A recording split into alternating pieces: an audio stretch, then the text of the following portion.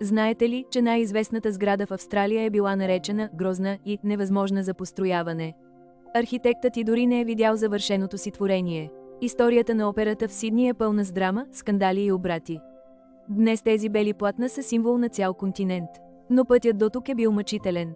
Ще ви върнем назад във времето, за да видите как един смел дизайн през 50-те години едва не се провали напълно. През 1957 е обявен международен конкурс. Печели го датският архитект Йорн Утсон с една скица, която изглежда повече като скулптура, отколкото като сграда. Журито е шокирано, но и пленено от идеята за белите платна. Строежът започва през 1959, но проблемите веднага се появяват. Никой не знае как да построи тези сложни форми. Инженерите са в паника. Технологиите на онова време просто не са били готови за такава визия. Годините минават, а бюджетът набъбва неконтролируемо. Правителството спира плащанията. Утсон е принуден да напусне проекта и Австралия завинаги, огорчен и неразбран. Сградата е оставена недовършена. В крайна сметка, през 1973 кралица Елизабет II открива операта. Тя е завършена от други архитекти, но визията на Утсон остава в екстериора. Светът ахва пред красотата й, забравяйки за скандалите. С десетилетията, критиките отстъпват място на възхищението. Операта се превръща в най-натоварения център за изкуства. Акустиката е подобрена, а интериорът е модернизиран, за да отговаря на световните стандарти. Днес никой не може да си представи Сидни без операта. Тя е част от световното културно наследство на ЮНЕСКО.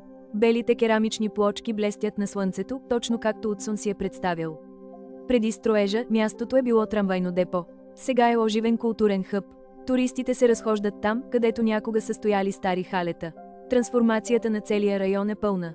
По време на фестивала Vivid Сидни, платната на операта оживяват с невероятни светлинни прожекции. Това е технология, за която създателите и през 60-те не са могли и да мечтаят. Сградата е живо платно. Вътрешността също е впечатляваща. Залите са облицовани с дърво и предлагат уютна атмосфера. Тук се сервират изискани напитки и вегетариански хапки по време на антрактите, докато публиката обсъжда изкуството. Първоначалният бюджет е бил $7 милиона. Крайната цена е над 100 милиона. Но днес стойността и за марката Австралия е безценна. Това е доказателство, че великото изкуство изисква жертви. Години по-късно Утсон е поканен обратно да участва в обновяването на интериора дистанционно. Той получава признанието, което заслужава, макар никога да не се връща физически в Австралия. Тъжен, но красив край. Операта в Сидни вдъхновява милиони. Тя ни показва, че трябва да се борим за смелите си идеи, дори когато всички казват, че са невъзможни. Тя е триумф на човешкото въображение. Покривът е покрит с над 1 милион шведски плочки. Те са самопочистващи се при дъжд. Едно гениално решение от миналото, което работи перфектно и днес, поддържайки блясъка на сградата.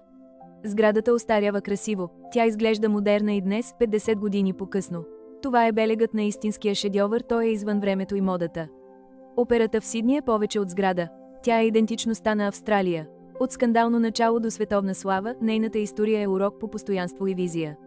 Нека историята на тези платна ви напомня да мечтаете смело. Защото понякога невъзможното просто отнема малко повече време. Благодарим ви, че бяхте с нас в това архитектурно приключение. Абонирайте се за Bulgarian Dux, за да откривате още удивителни места по света. До нови срещи!